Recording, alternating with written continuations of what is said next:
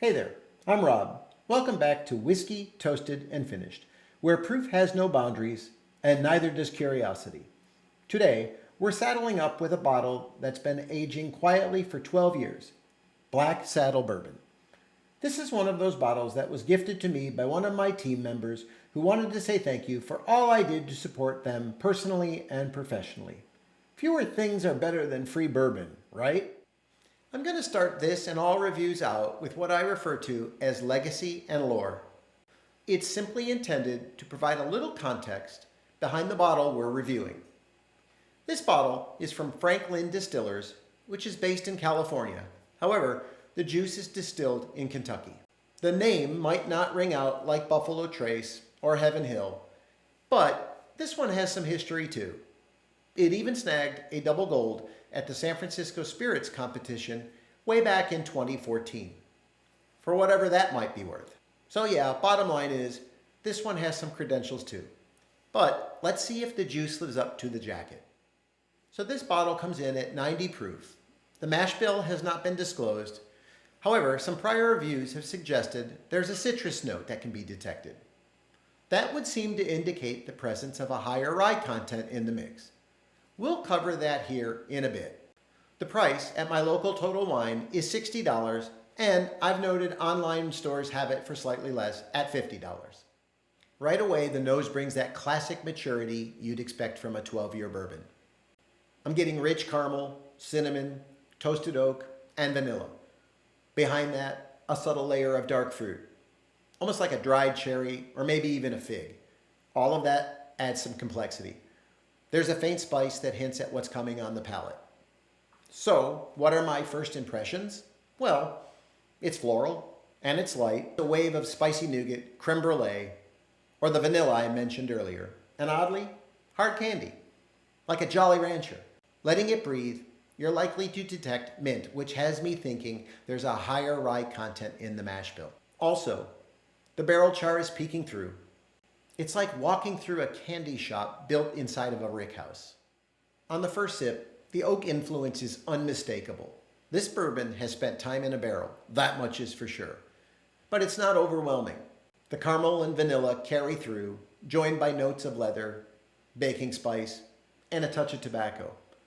There's even a fruit layer that I mentioned as well, probably a cherry or a fig. It's bold, but not brash. The mouthfeel is smooth, almost creamy, at 90 proof. At 90 proof, it's not going to wow those looking for a higher proofed bourbon, but it is an easy sipper, that is for sure. On the second sip, it opens up.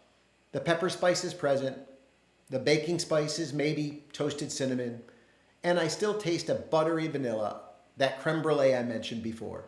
Others have noted a citrus note. I'm not picking that up here. The finish is long, warm, and balanced. That toasted oak lingers along with a pleasant spice that keeps you coming back for yet another sip. True to its name, it feels both bold and refined, just as you'd expect an older bourbon to be. Smooth, but not forgettable. Some folks who have sampled this prior have told me it's muddy or maybe even gummy. I'd call it a slow fade.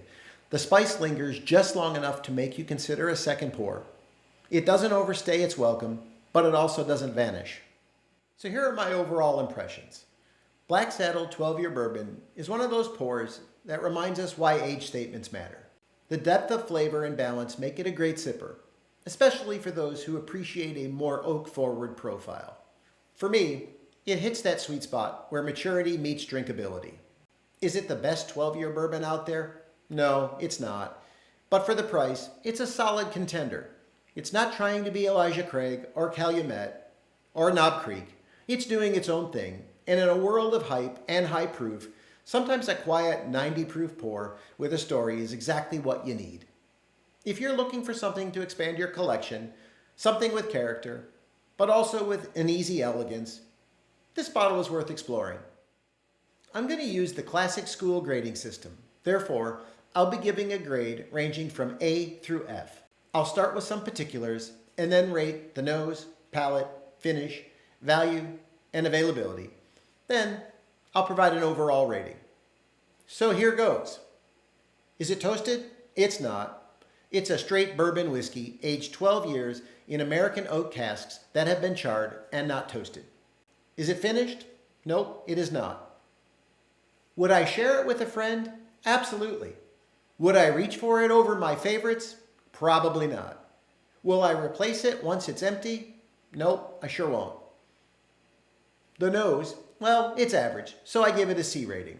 The palate, it's also average. I also give it a C rating. The finish is average as well, a C rating.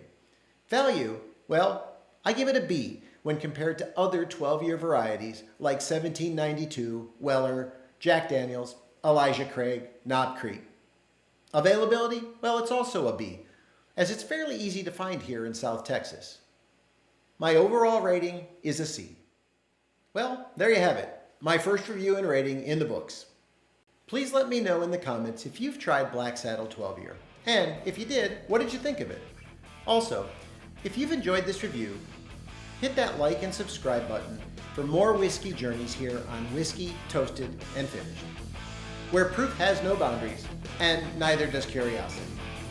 Thank you for watching, and see you on another episode of WTF.